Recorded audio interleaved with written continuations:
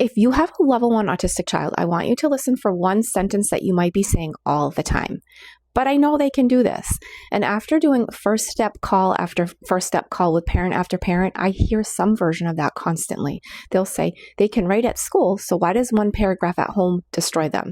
Or they can tell me exactly what they need when they're calm, so why can't they explain anything when they're upset?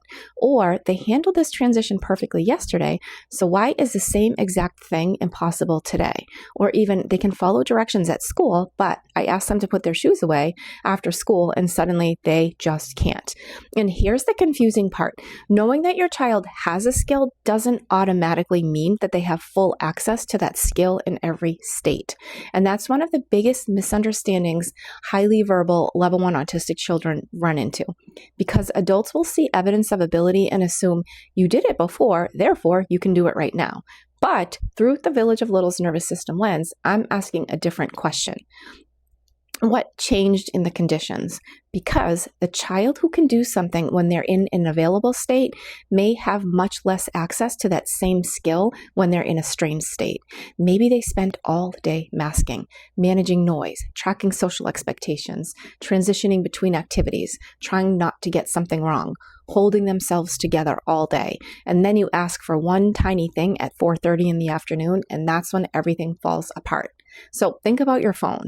At 90% battery, it can run everything. At 2%, same phone, same apps, completely different available capacity. So same child, same skill, different state, different access.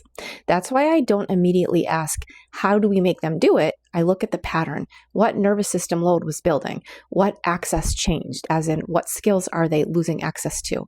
Did we move from an available state into a strained state? And what response actually matches now?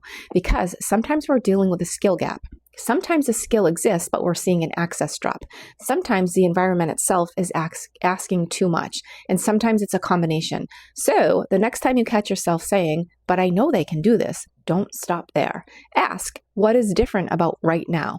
Because inconsistency isn't always evidence that your child is choosing not to use the skill.